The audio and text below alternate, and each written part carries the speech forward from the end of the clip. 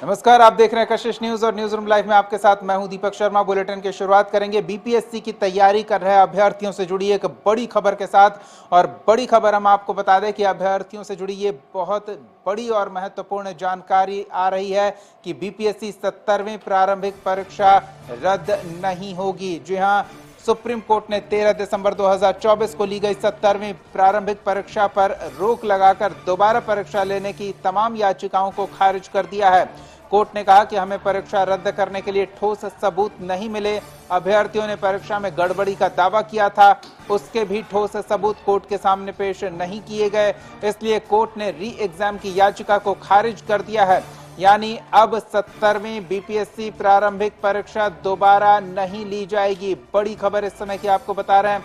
भले ही प्रारंभिक परीक्षा का रिजल्ट घोषित कर दिया गया है, मेंस की तारीख आ गई है, परीक्षार्थी मेंस की तारीख की तैयारी में जुटे हुए हैं, लेकिन फिर भी री एग्जाम की मांग को लेकर लंबे समय से बिहार में प्रदर्शन देखने को मिल रहा था। राजधानी में धरना स्थल पर अभ्यर्थियों का एक समूह परीक्षा को फिर से आयोजित करवाने को लेकर लगातार प्रदर्शन कर रहा था।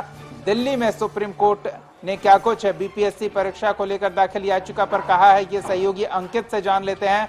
अंकित, बीपीएससी 70वीं परीक्षा का री एग्जाम होगा या नहीं, सुप्रीम कोर्ट ने स्पष्ट किया है, पूरी जानकारी चाहेंगे आपसे।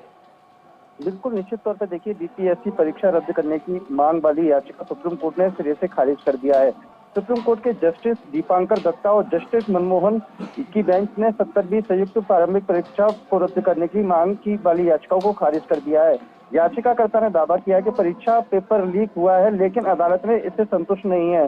सुनवाई के दौरान कोर्ट में कई बार सीधे सवाल भी किए गए। जस्टिस मोहन ने कहा है कि हर कोई एक दूसरे की असुरक्षा से खेल रहा है। उन्होंने ये भी जोड़ा है कि दुर्भाग्यपूर्ण है कि कोई भी परीक्षा अपने निष्कर्ष तक नहीं पहुंच पा रही है। हमें हर किसी मोड़ पर गड़बड़ी का संदेश है और परीक्षकों का स्तर भी उतना ऊंचा नहीं है। कोर्ट में याचिकाकर्ताओं की ओर से एक वीडियो पेश किया गया था जो कथित पेपर लीक का प्रमाण माना जा रहा था, लेकिन सुप्रीम कोर्ट ने उसे नाकाफी बताते हुए वीडियो से यह स्पष्ट नहीं होता कि कौन सा परीक्षा केंद्र है। इससे पहले जनवरी में भी इसी मुद्दे पर सुप्रीम कोर्ट में याचिका दाखिल हुई थी, जिसे खारिज कर पटना हाई कोर्ट भेजा गया था। वहां आनंद लीगल एंड फॉरेन ट्रस्ट ने याचिका दायर की थी। हाई कोर्ट ने भी साफ शब्दों में याचिका खारिज करते हुए कोई व्यवस्थित अनियमितता नहीं पाई गई थी। जब मुख्य परीक्षा 25 अप्रैल से शुरू होने जा रही थी, याचिकाकर्ता ने एक बार सुप्रीम कोर्ट में रुख किया। याचिका में कहा गया कि परीक्षा केंद्र पर पेपर व्हाट्सएप के जरिए लीक हुआ और लाउड स्पीकर पढ़ा गया। इस पर कोर्ट ने सख्त लहजे में पूछा कि मोबाइल की अनुमति थी। जब वकील ने कहा कि आधिकारिक रूप से नहीं थी, तो कोर्ट में कहा गया है कि तब से हमें यह मानना होगा कि मोबाइल की अनुमति नहीं थी।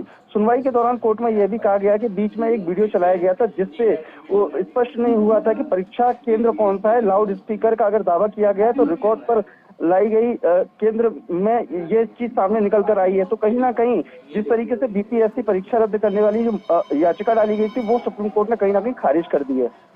चलिए, धन्यवाद अंकित इस तमाम बातचीत और जानकारी के लिए। तो बीपीएससी के तमाम अभ्यर्थी जो प्रारंभिक परीक्षा के बाद अब मेंस की तैयारी में जुटे हुए थे, वो निश्चिंत हो जाएं और अपना पूरा फोकस मेंस की तैयारी में लगाएं, क्योंकि अब परीक्षा रद्द होने या परीक्षा के फिर से लिए जाने की किसी भी संभावना को तमाम धरना प्रदर्शन के प्रयासों को विफल बताते हुए सुप्रीम कोर्ट ने याचिका को खारिज कर दिया है, क्योंकि कोई ठोस साक्ष्य याचिकाकर्ता की ओर से कोर्ट में प्रस्तुत नहीं किए गए हैं।